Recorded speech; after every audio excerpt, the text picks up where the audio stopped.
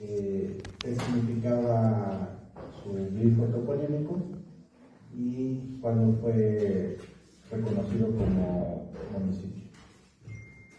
Yo estudié hasta la secundaria en El Oro, estudié la prepa en Toluca, luego en la Facultad de Humanidades estudié primero letras y luego ciencias de la información documental. Ciencias de la información documental es una carrera que tiene tres disciplinas, que es la de tecnología, la archivística y la documentación. Había entrado primero a letras porque me gustaba escribir, aunque uno no entra a letras para ser escritor, sino para ser crítico literario. Y cada semestre tenía que hacer un ensayo de las 6 materias que tenía y yo siempre las entregaba después de la fecha límite. Entonces, aunque me gusta mucho escribir, me tardo mucho.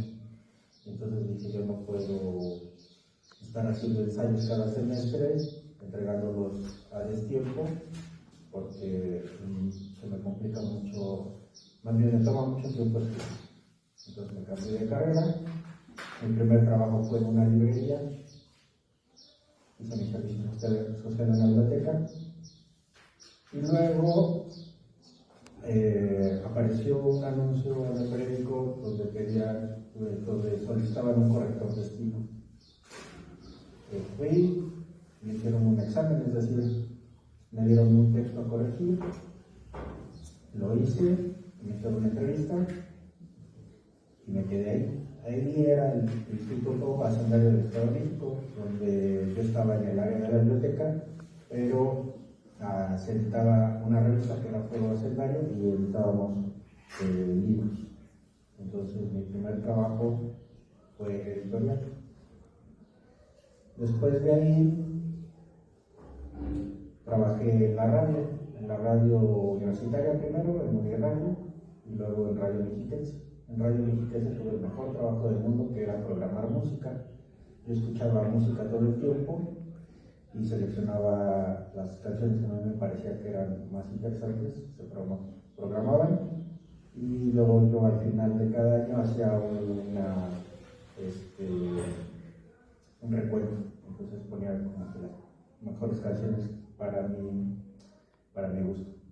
No tenía que ver con si eran canciones populares, si las pedían mucho en la estación, sino que yo les daba un valor artístico. Luego volví a la edición. De hecho, la edición fue mi primer trabajo, digamos. Bueno, no trabajo, sino mi primer acercamiento a la escritura. Cuando iba yo en la secundaria en El Oro, hice una revista que se llamaba Taller de Libertad, que las hacía en fotocopias, era una hoja tamaño carta doblada a la mitad, la medio carta, y eso lo hice en segundo y tercer año de secundaria.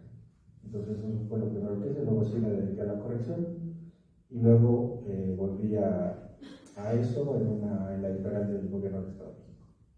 Yo lo que hacía era corrección de estilo, pero un corrector de estilo no solamente tiene que revisar que el texto esté bien escrito, que no tenga faltas de ortografía, que tenga una buena puntuación, sino que luego surgen ciertas dudas que tiene que ver, que uno tiene que consultar con el autor para ver si ese dato en especial, alguno que yo tenga alguna duda, le digo, oye, ¿sí es cierto que es esto? O que las fuentes sean las correctas.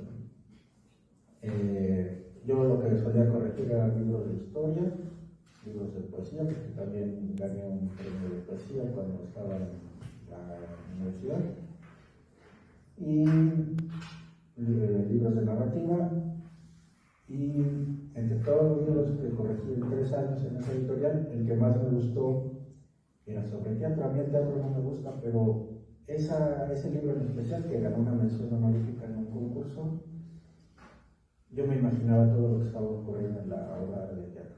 Luego ya hablé con el autor, el dramaturgo, que era un poblano, y me decía que en realidad ese guión lo había pensado para una película, y sí, exactamente.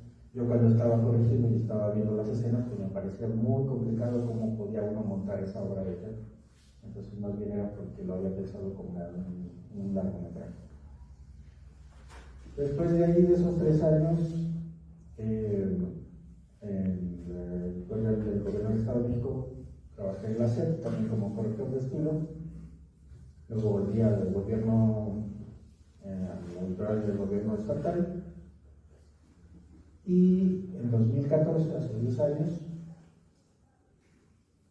un amigo me dice: oye, acabo de leer Pueblo en Vilo, de Luis González y González.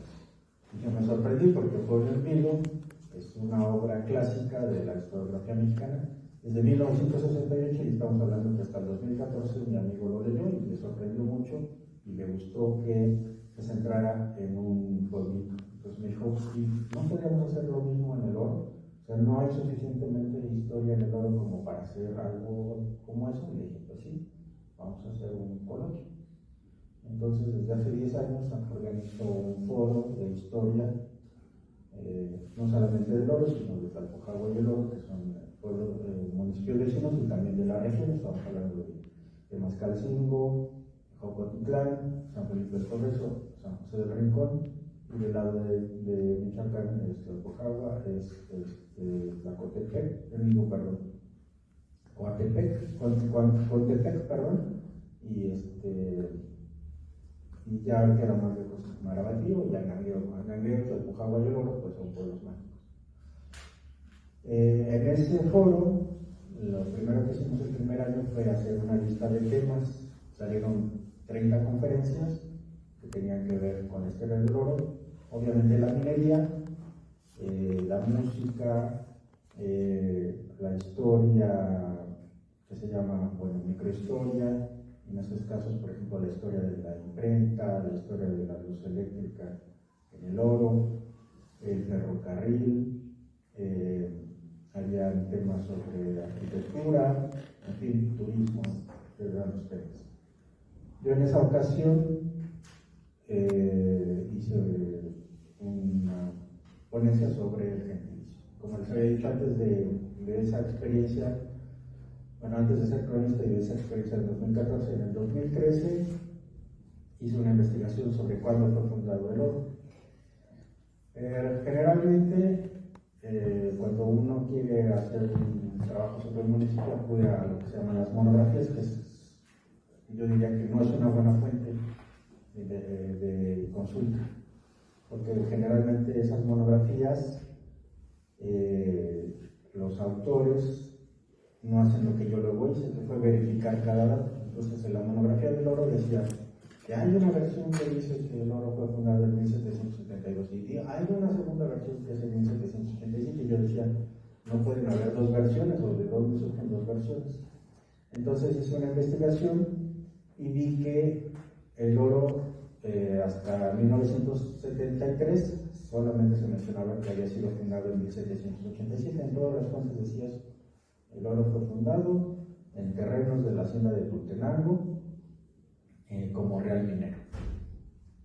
Entonces yo decía: ¿de dónde surgió esto de 1772? Nada más son 15 años de diferencia y parecería pues, que no tiene ninguna importancia que haya una diferencia mínima entre uno y otro. Luego ya descubrí que había un libro de 1923, que no era un libro, más bien era una publicación comercial, que el único interés era más bien vender publicidad. Es un libro que se llama Estado de México 1323, 1923.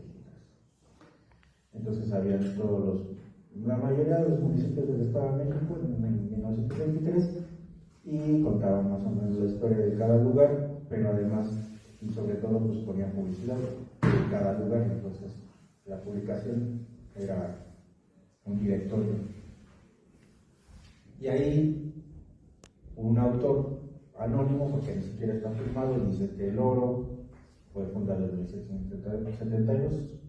Entonces luego alguien retoma esa fecha, ¿no? Y además cuando la retoma no menciona la fuente, sino simplemente dice: fue fundado en 1772. Pues a mí me costó mucho trabajo primero descubrir cuál era la fuente, y luego ya que conocí la fuente dije: pues no tiene ninguna validez, porque además ese texto decía que en el oro había zapotecas. Entonces pues el autor no sabe nada ni siquiera del lugar, porque obviamente no hay zapotecas en nuestra región. Los zapotecas son de Oaxaca. Entonces ya me pareció que era una gente inválida. En ese primer foro de 2014, yo cuando iba a la secundaria, mi maestra de español decía, ¿cuál es el gentilicio de los de Loro? ¿Ustedes qué me dirían? ¿Cómo se le llama a la gente de Loro? ¿Cómo dirían que sería su gentilicio? Mexiquenses para los del Estado de México, mexicanos para los de la República Mexicana. ¿Cómo se llaman ustedes en su municipio, chicos? Temoyenses. ¿Y en el oro cómo creen que se llama?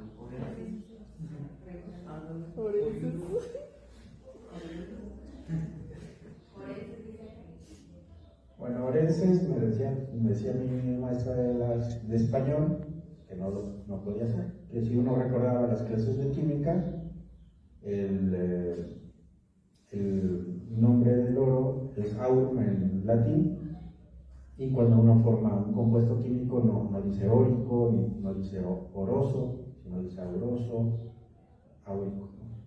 Pero ella decía que a los naturales del oro se debería decir áureos, y yo te decía, tampoco puede ser áureos, porque áureo significa que uno es de oro. Entonces en esa ocasión precisamente hice esa propuesta de que el gentilicio para los del oro era aurense, pero en esa investigación además consulté a la Academia Mexicana de la Lengua, les dije, ¿cómo se les dice a los del oro? Entonces me hicieron una respuesta donde decía eso, que un gentilicio se forma de dos partes, ¿no? Y la parte del gentilicio es el sufijo, que puede ser de unas terminaciones como ense, eño, digamos, israelí, mostazo, sotomí, mazahua, que sería una terminación, una combinación de español y náhuatl. Entonces me ponían varias sugerencias, pero al final decían, a los del oro se les dice oros, y entonces yo decía, pues tampoco se les puede decir oros, eso parece más bien una carta de baraja española, ¿no? Como el 7 de oros, ¿no? Entonces dije, no puede ser así. Entonces yo mismo hice un ensayo donde proponía que a los del oro se les dice aurense, y sí, al correr de los años, el ayuntamiento lo ha adoptado como tal, que se le debe decir aurense. Ese día que di esa conferencia, se levantó un señor y dijo, bueno, vamos a hacer una votación, vamos a decir a quién les gusta que nos digan aurense y a quién les gusta aurense. Y dije, no, la lengua no es una cuestión de votaciones, ¿no? Hay reglas gramaticales y yo me basaba precisamente en ellas, sin ser yo un experto en el idioma, aunque era corrector de estilo, pero yo como investigador pude hacer una investigación y llegar a esa conclusión de que era lo correcto podría ser aurense. Si recuerdan, en Argentina, pues son argentinos, argentinas los naturales de este país, y sería lo mismo. Argentum es el nombre latín de plata. Ellos no se llaman platenses, ¿no? Sino argentinos, argentinas. Y en el caso del oro también podría ser así, aurino, aurina. Pero si eso lo trasladan a la palabra oro, que además puede ser, que también significa color amarillo, pues esa palabra con esa terminación podría ser orino y orina, y entonces pues eso es como una explicación de que eso es erróneo, ocupar la palabra oro para derivar el gentilicio. Los otros dos temas que me interesaban al principio, antes de ser cronista y luego ya haciéndolo, era cuándo fue, más bien qué significaba el glifo toponímico. El de Jiquipilco, pues lo has de conocer. El del oro, no sé si lo conocen. Es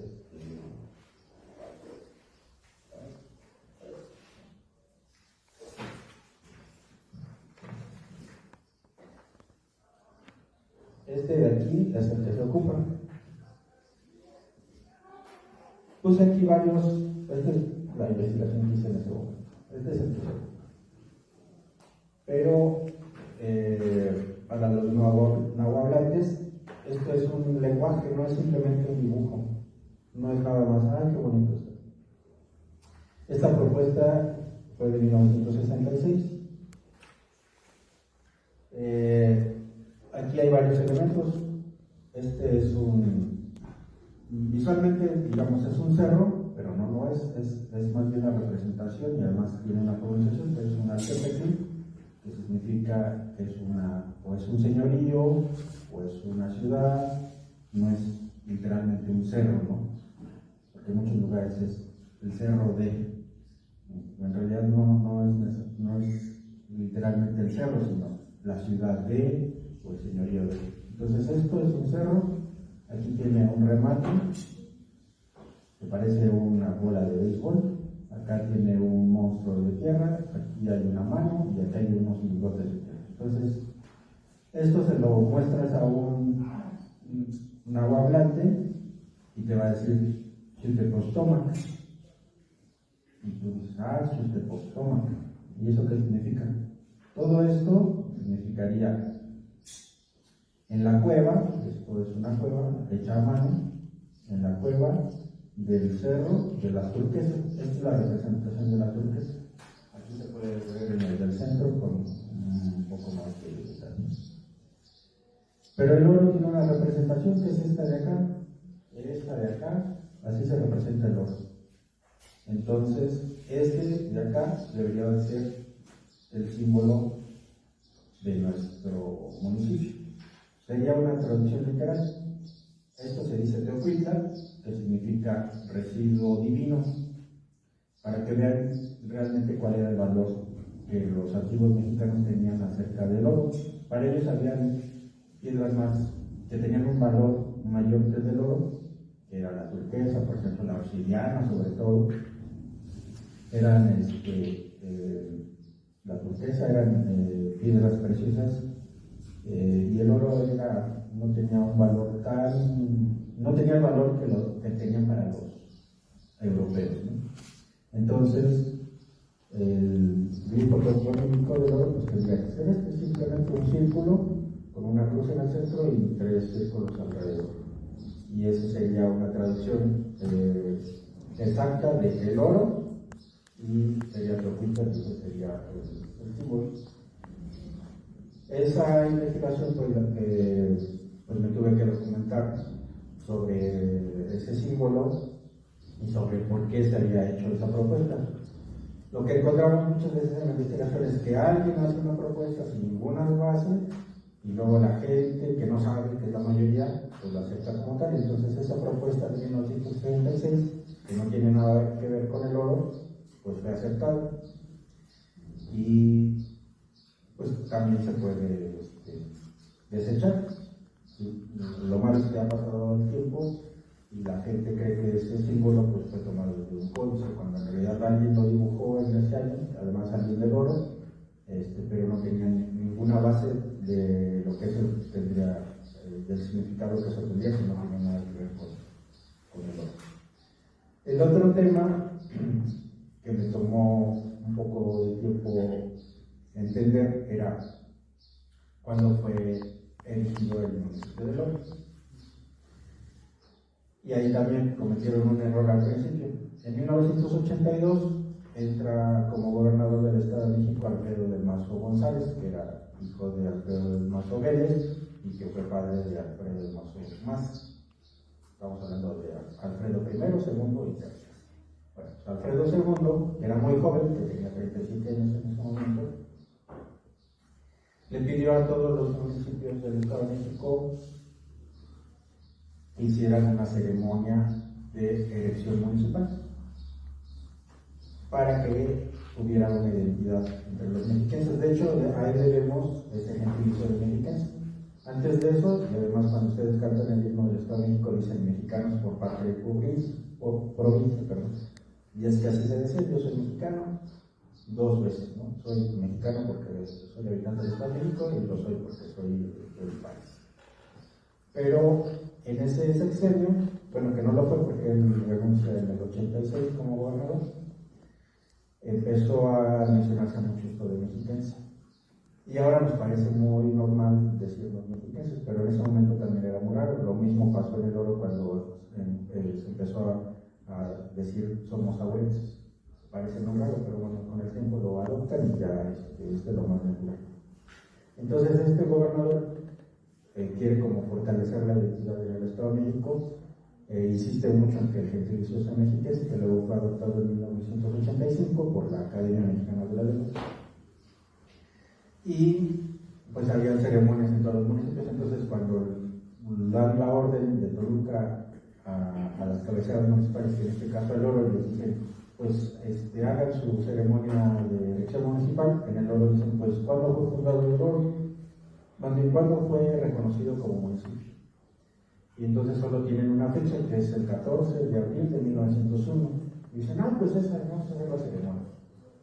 Pues esa fecha también es errónea. Esa fecha es del decreto, de la firma del decreto de la creación del Distrito Judicial del Oro, que sí es el 14 de abril de 1901, se separa de Ixtlahuaca y forma un distrito judicial propio.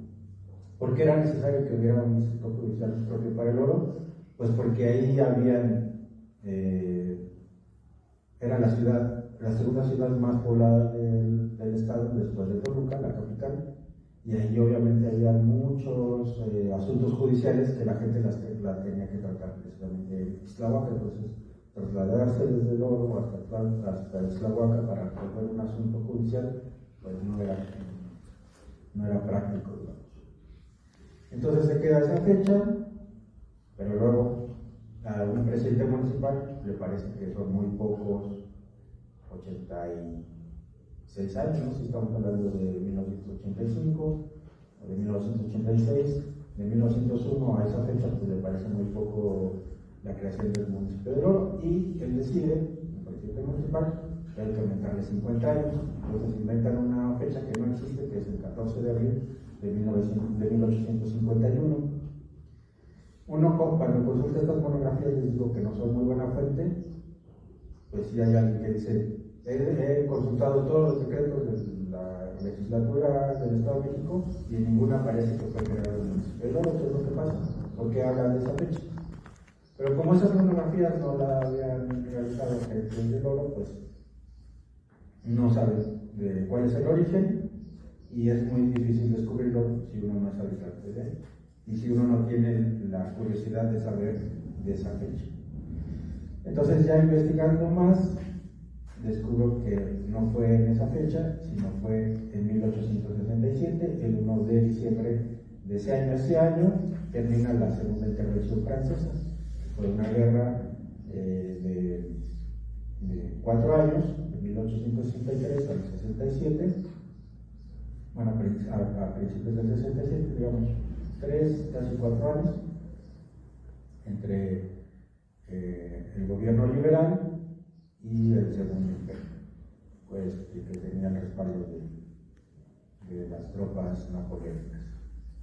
Entonces ese año, en 1867, se restablece la República y se eligen a todos los puestos de elección, que eran diputados locales, diputados federales, presidente de la República y los presidentes municipales. Entonces, en esa oportunidad, el Oro elige a su primer presidente municipal y nadie de la región se da cuenta que no ha sido creado con un decreto legislativo. Entonces, haciendo una investigación sobre qué pasó para que fuera reconocido, aunque no hubiera un decreto del Congreso de por medio, en 1871 el secretario de Gobierno del Estado de México dice, bueno, no es el único caso del Oro donde no hay un decreto de creación de la municipalidad. No hemos encontrado ni en los archivos del Poder Ejecutivo, ni en los del Legislativo, ni siquiera en los archivos de las municipalidades, un documento que valide esa creación, pero lo que vamos a hacer es reconocerlos ya, no importa que no tengan ese decreto. Entonces esa sería la fecha. Y esa fecha la he presentado en el ayuntamiento y les he dicho, es que esta es la fecha que deberíamos de celebrar, pero bueno, no me mucho caso. Entonces esos 4 temas los quiero poner como ejemplo de lo que hace, en este caso, un cronista.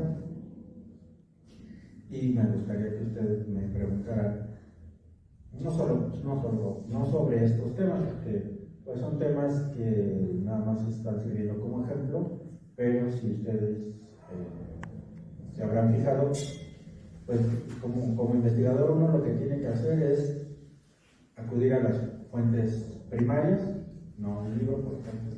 Los libros son fuentes secundarias. Ahí sería interesante que lo copiaran, porque eso sí lo escribieran. Esto es muy importante que ustedes sepan que no porque esté publicado en un libro es un dato verídico. Yo les sugiero, como hice yo, pues contrastar todas las fuentes, ver todo lo que se ha publicado, todo lo que hay alrededor de un tema, y solamente contrastando cada una de las fuentes se pueden llegar a una verdad. No solamente tomando, es que este dato está en la monografía municipal, la voy a tomar, y lo que hacen ustedes o muchas personas es copiar y pegar. Ese ejercicio es el único que hacen, nada más copiar un dato sin detenerse a verificarlo, a menos que sea un dato o muy conocido o una fuente que lo respalde realmente. Hay fuentes, hay personas que escriben sin verificar sus fuentes, sin ver si son fuentes verídicas, y ahí se comete un error porque uno nada más está reproduciendo un dato falso. Y se crea lo que ahora es muy común decir una fake news, que circula por toda internet y por todas las redes sociales, que es crear a veces deliberadamente noticias falsas, o a veces noticias falsas porque no saben, no tienen conocimiento. En este caso, alguien no tiene un conocimiento histórico y cree que tomar un dato así aislado pues es verdadero y lo difunde. Entonces eso sería un gran problema. La otra es pues consultar a los expertos en muchos temas.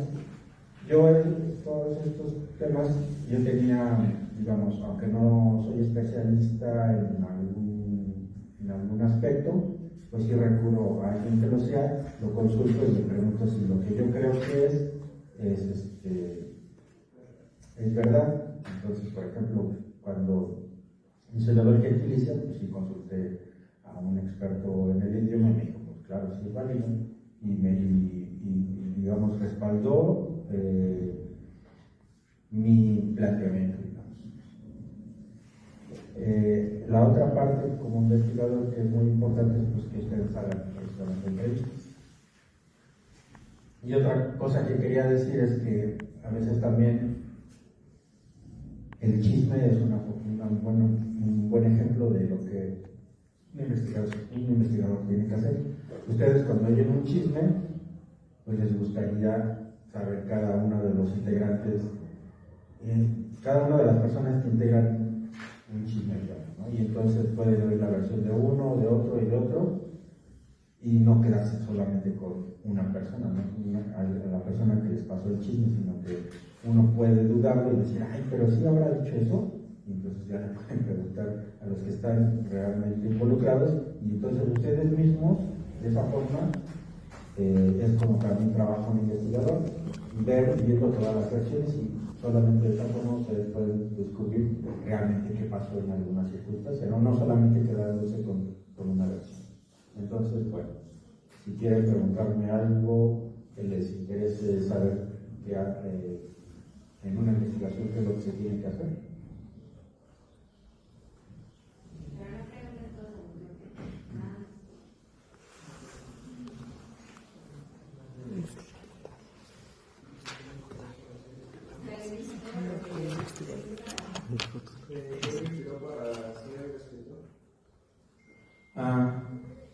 Bueno, eso tiene que ver mucho, en mi caso, con una historia personal.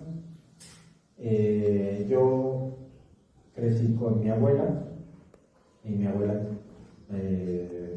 era dueña de una refaccionaria, lo cual también es un poco curioso, ¿no? Que una mujer, hasta la muerte de su esposo, se haga cargo del negocio, que era una refaccionaria y un taller mecánico.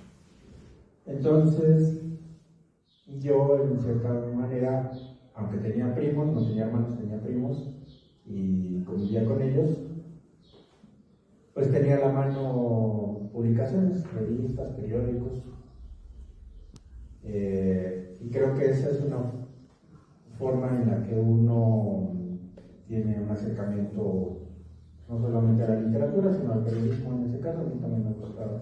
Bueno, recientemente me di cuenta que yo sería un buen periodista porque sabría hacer como las preguntas adecuadas, pero creo que una buena forma ahora bueno, nuestra cultura es muy visual, entonces a lo mejor el acercamiento que ustedes pueden tener a la escritura pues es un poco complicado porque todo tiene que ver con imágenes, ¿no? Pero yo mismo, cuando era niño, pues precisamente las historietas también era una forma de acercarse a la ficción en todo caso, no solamente a la literatura, sino a la ficción.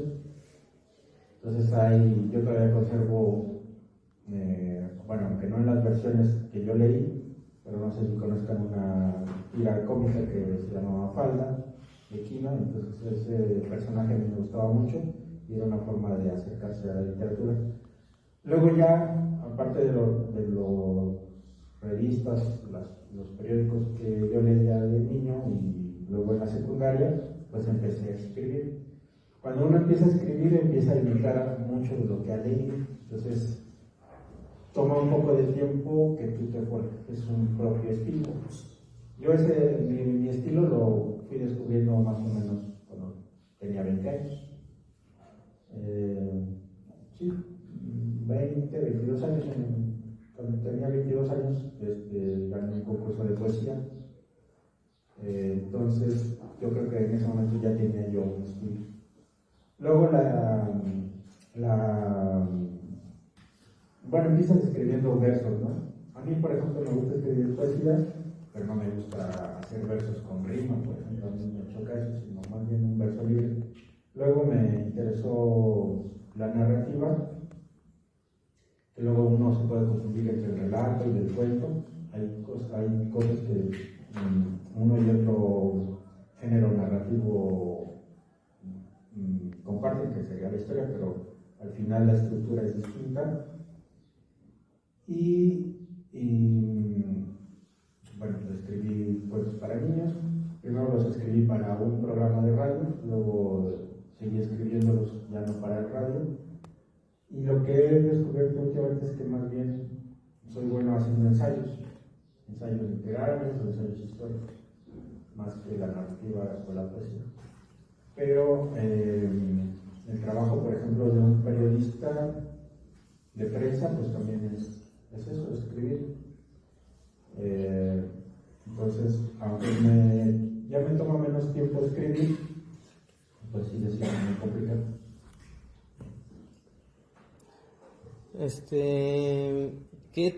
¿Cómo saber qué tema es bueno para hacer una investigación? Pues fíjate que hay muchas veces, bueno, primero empieza uno por temas que le interesen y de los que uno más o menos tiene mayor conocimiento. Pero luego yo lo que he hecho últimamente es tomar temas de temas que no conozco. Y lo que empiezo a hacer es precisamente investigación, o sea, documentarme lo más que puedo sobre un tema. Además me gusta mucho al momento de hacer un ensayo establecer cronológicamente muy bien todo cómo fue que pasó. Aunque luego cuando lo lees parece muy sencillo y parece que ya se ha publicado esa forma, yo he descubierto que no. Que todas las veces que hago ese ejercicio de narrar los hechos de forma cronológica, estrictamente cronológica primero para saber cómo pasaron, no se hace y además me cuesta mucho trabajo, pero creo que sí sirve para entender un tema, en este caso un tema histórico, pero también en los temas literarios. Lo que hago es eso, es poner fechas muy precisas. A veces yo entiendo que la historia no es eso, ¿no? La historia no son nada más fechas. Yo sí, obviamente entiendo que hay procesos históricos más complejos de mediana y larga duración que uno debe de analizar. Esa es otra parte que también quería mencionarles, que un historiador de actualizar siempre. Tiene que hacer un análisis lo más profundo posible de un tema y no hacerlo de forma superficial. Entonces, los últimos temas que yo he abordado son temas de los que no conozco, pero sí me interesa tratarlos. Por ejemplo, acabo de descubrir que en los años 60, en Atlacomulco, había un profesor de la secundaria número 23, que ahora se llama Isidro Favela, que anualmente publicaba una revista. Y él hacía toda la revista. Y luego, preguntándole al cronista de San Felipe si conocía a ese profesor, me dijo, claro, fue mi profesor en la secundaria, pero además él no había pensado en ser profesor.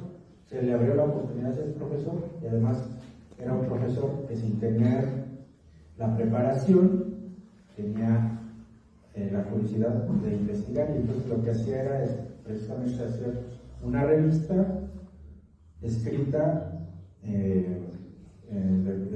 con toda cumpliendo con lo que hace un investigador. Aunque él era un director de una escuela secundaria y que no tenía la preparación como tal, pues sí era un lector voraz. Entonces acudía a muchas lecturas de su interés y luego hacía esta revista que era nueva. Pero además, lo curioso de ese profesor es que su oficio era de tlachiquero, se llama, ¿no? Los que hacen pulque. Entonces, pues él finalmente era un... Y las clases que daba, por ejemplo, él me contaba que le daba la clase de física. Entonces, creo que muchas veces tiene que ver con nuestra capacidad primero de reinventarnos, porque él podría haber vivido toda su vida produciendo pulque, pero pues hizo un giro a su vida y pues se fue superando a sí mismo. También eso es algo que uno tiene que hacer. Yo a veces pienso que lo que yo hago como historiador, no estoy en ningún caso compitiendo, pero luego sí descubro que hay farsantes que hay que dedicarles un buen ensayo para desenmascararlos. A mí me ha pasado que en Tlalpujahua pues hay un chamaco que es ingeniero, que cree que la historia es una colección de datos aislados y ha estado publicando cada barbaridad que yo he tenido que decir que no es cierto por eso. Y en cada caso explico cuál es la historia real. Y cuando uno hace eso, pues le dicen es que le tienes envidia. Yo realmente no le tengo envidia a alguien así, pero sí es importante que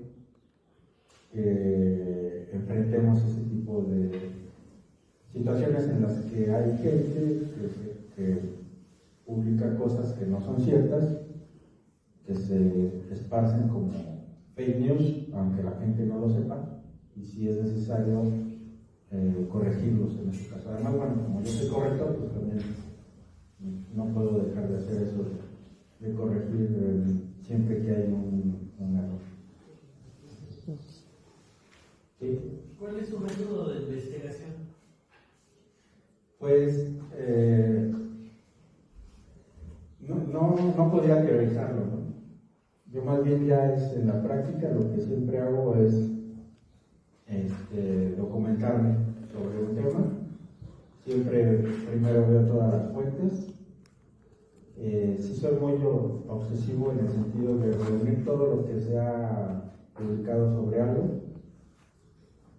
Y luego, ya teniendo eso, las notas a pie de página siempre te remiten a las fuentes originales. Entonces, luego lo que tiene que hacer uno como investigador es acudir a los archivos o acudir a las fuentes primarias. Entonces, ya una vez que sé exactamente cómo ocurrió algo, pues ya hago un ensayo. Te puedes documentar, bueno, con las fuentes publicadas, y la otra, pues lo que es. En muchos casos tienes que hacer entrevistas porque hay mucha información que no se ha publicado y que la tiene, pues sí, una persona viva. O en muchos casos, y bueno, ya recientemente lo que uno hace es ocupar fuentes audiovisuales, ¿no? No solamente las escritas, sino también los videos, los audios, las fotografías. Las fotografías también aportan mucha información. Y ustedes, como estudiantes de arquitectura, pues obviamente ese tipo de información, la que está en fotografías, tienen, digamos, en una restauración, pues esa es información que a ustedes les sirve mucho. Hace poco un arquitecto me donó una colección fotográfica del oro de 1973 y uno puede ver que había unas fachadas preciosas que ahora ya no existen, lamentablemente.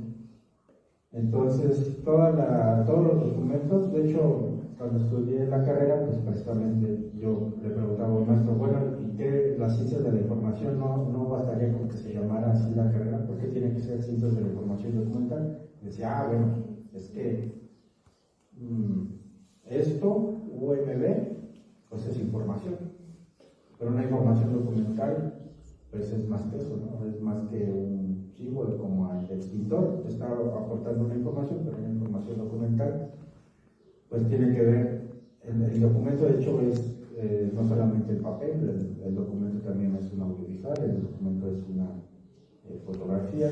De hecho, todos esos repositorios, en todos esos repositorios, yo si hubiera seguido trabajando, podría haber estado en cualquiera, o sea, no solamente en una biblioteca, en una hemeroteca, en una fototeca, en una pinacoteca, que sería donde hay pinturas, en una fonoteca, no sé si ya lo mencioné, en una cineteca.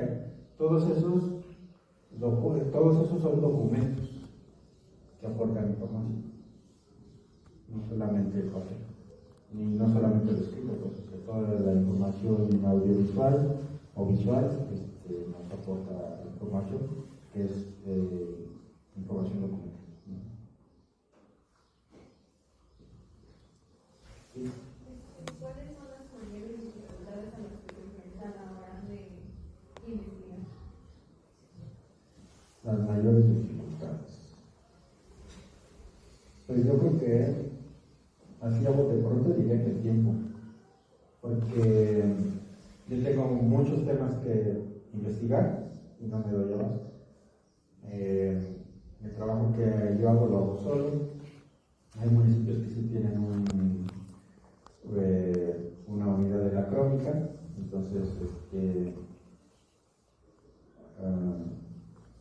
pues esos auxiliares sirven mucho para avanzar en las investigaciones, pero siempre es muy complicado hacer un trabajo solo, sobre todo cuando tiene que ver con investigación. Por eso muchos en las universidades o en los centros de investigación pues tienen colaboradores. Aunque hay un investigador, generalmente un instituto de investigación o un centro de investigación tiene un investigador titular y tiene muchos auxiliares, que generalmente son sus alumnos o son egresados y trabajan como auxiliares de los investigadores. El tiempo siempre está en contra del investigador. Hay muchos investigadores que además tienen que cumplir con ciertas, con estas cuotas, digamos, de investigaciones publicadas o dictaminadas, ¿no? Yo no tengo esa presión de presentar una investigación cada tanto, pero sí estoy al pendiente de las convocatorias que se hacen de coloquios o de seminarios para participar y siempre que participo lo hago con una investigación pues inédita o en todo caso una investigación que he estado enriqueciendo, digamos. Hay temas que yo he trabajado y que luego pues también pasa que una investigación no se agota, ¿no? Lo que yo publico luego al seguir investigando pues sale más información, no queda solamente en eso. Y todo todo el tiempo estoy haciendo investigación, digamos. No tengo un horario para eso, porque es un tema que me interesa mucho, pero además también estoy al pendiente de lo que se está publicando sobre el oro y su región, para luego invitarlos al foro que hago cada 2 años. Los primeros 5 años los hice anualmente y luego ya cada 2 años. Este año, de hecho, lo voy a hacer de forma de videoconferencias, pero pregrabadas, no en vivo, sino pregrabadas, porque no sé si les ocurra que a partir de la pandemia pues se han hecho muchas conexiones virtuales, pero en regiones rurales como las nuestras, pues a veces no funciona, a veces generalmente se va la luz o hay una mala conexión de internet, entonces es muy frustrante que estés transmitiendo en vivo y que diga no se oye, ya se perdió la señal. Entonces lo que voy a hacer este año más bien es que se graben las conferencias y que se transmitan luego en Facebook. ¿Algún otro problema que uno haya enfrentado? Más que problemas, es que luego sucede que las investigaciones que uno presenta no son tomadas en cuenta. Y eso no solamente pasa en el caso de un historiador, sino pues hay un montón de cosas. Mi hermana es arquitecta, está ahí al fondo. Hemos hecho proyectos para el oro, que son proyectos pues muy bien pensados y muy bien hechos, y no son tomados en cuenta. Entonces ese trabajo de investigación que toma tiempo en realizarse y que uno piensa que es importante que se tome en cuenta, al final pues no se le da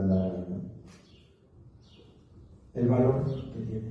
No sé, eso sería, más bien a veces es muy frustrante eso, que el tiempo que yo dedico a la investigación, que además necesito dedicarle mucho tiempo, pues luego, bueno, yo espero que en el futuro, cuando yo muera, ya alguien retome mis investigaciones y diga, ay, mira, era muy buen investigador.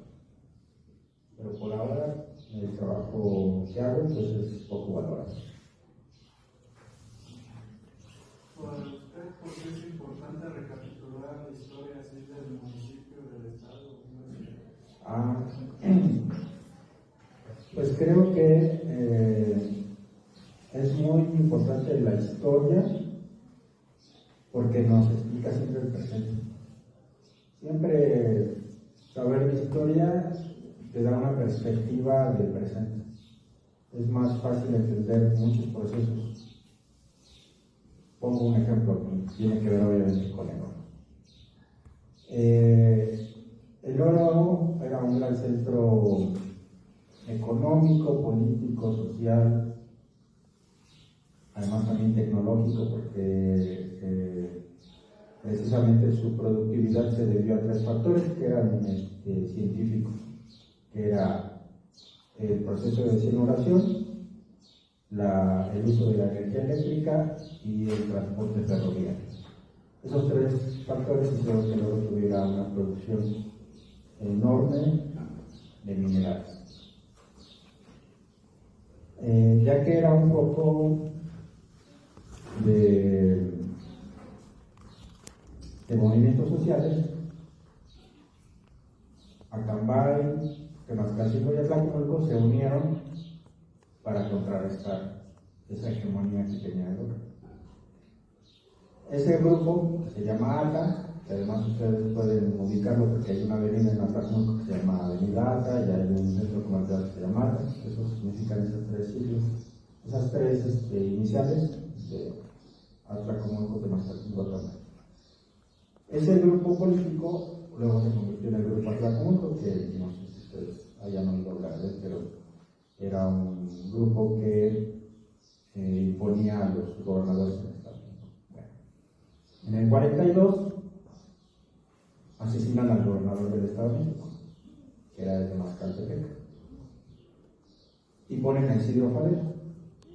Isidro Favela lo que hizo fue convertir a Atlacomulco, que era una ranchería, que además ni siquiera tenía estación del ferrocarril, lo convirtió en un nodo de comunicación terrestre. Ahora es más fácil que ustedes vean que hacia Tlacomulco parten un montón de rutas. Hacia Guadalajara, hacia Morelia, de Acambay te vas hacia el Bajío, hacia el norte del país. Ahora mismo de aquí se puede tomar el arco norte. Entonces, ese tipo de conexiones terrestres en realidad favorecen a un grupo político. Porque bueno, sabemos que ellos son el principio de las líneas de autobuses. Entonces, que haya esa frecuencia en la circulación, pues beneficia a ese punto, porque bueno, se ha convertido en un punto económico. O sea, todos los beneficios económicos se dan ahí en ese punto. Entonces, cuando tú te preguntas, ¿y el oro por qué dejó de tener cierto desarrollo? Pues es por eso, porque hubo un bloqueo de los grupos políticos de la región y hubo un aislamiento. Entonces, si tú ese análisis lo haces a partir de la historia, entenderás por qué el oro tiene ahora ese crecimiento. Pero ese mismo análisis lo puedes hacer en un montón de municipios, que ocurre de la misma forma. Pues. O sea, hay muchos elementos que los entiendes por esos procesos históricos de mediano y largo, de mediano y largo duración. Entonces, yo creo que además un historiador tiene una mayor libertad de pensamiento. Creo que es lo que nos hace falta, sobre todo en esta época. Hay mucha propaganda de todas las vertientes del gobierno, de la Cámara de Diputados o de los senadores, de la Presidencia de la República, del gobierno estatal, de los gobiernos municipales. Hay propaganda en todos los sentidos.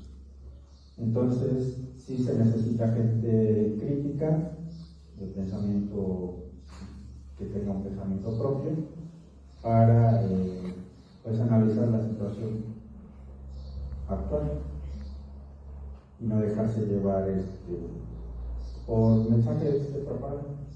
Pensaría en el sentido de que siempre es mejor tener un pensamiento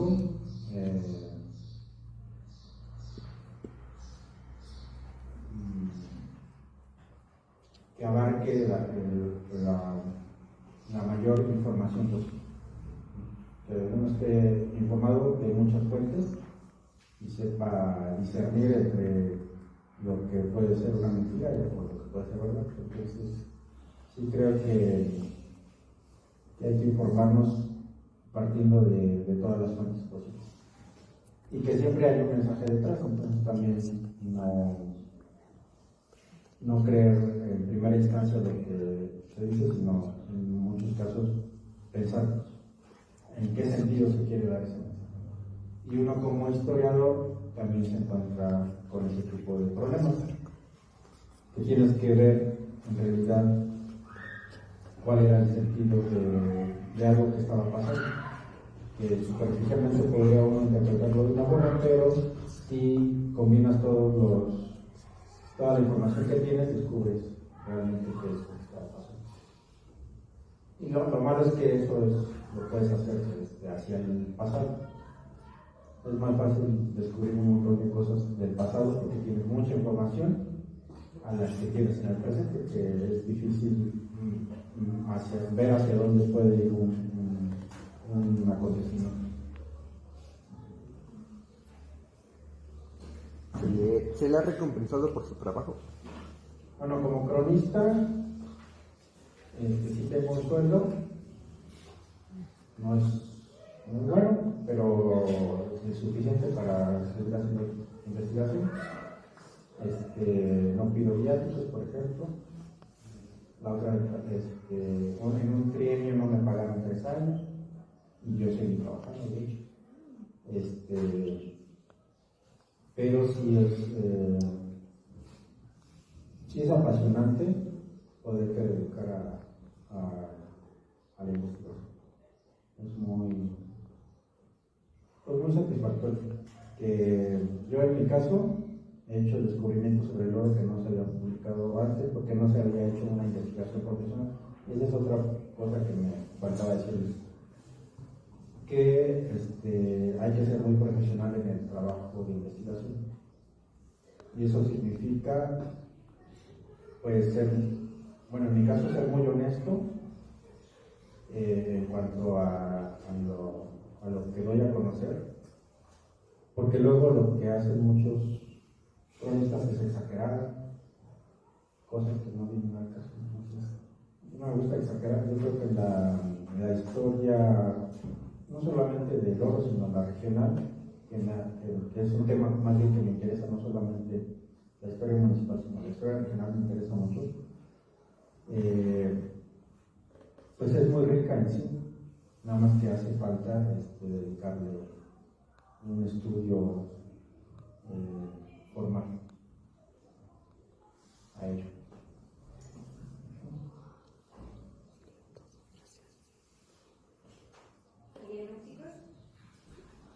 Usted como cronista, ¿cómo cree que la crónica puede influir en la opinión pública? Bueno, la crónica, pues son dos cosas en realidad. Si ya se hubiera contado la historia del oro como realmente ocurrió, yo estaría haciendo la crónica del presente. Por eso es uno cronista. Yo tendría que estar contando lo que está pasando ahorita en mi municipio o en la región, contando las fiestas, entrevistando a gente mayor, pero como la investigación histórica sobre el municipio no se ha hecho, pues ahorita estoy en eso, en tratar de contar cómo realmente fue la historia, lo cual pues me ha tomado un poco de tiempo, pero en realidad lo que haría un cronista, y además hay distintos tipos de cronista, pues es contar el presente. O sea, por ejemplo, en los deportes, yo prefiero decir que son cronistas deportivos, que luego les dicen narradores, ¿no? Cuando uno está viendo un partido de fútbol dice el narrador, bueno, pues eso no es un narrador en realidad cuenta una historia ficticia y además la crea, la inventa. Lo que hace un cronista deportivo es contar exactamente cómo están ocurriendo las jugadas, no un narrador. Eso creo que sería uno. También hay fotoreporteros, que son cronistas. O sea, un fotógrafo de prensa en realidad está haciendo una crónica fotográfica, que puede ser obviamente una crónica audiovisual, que podría ser un documental.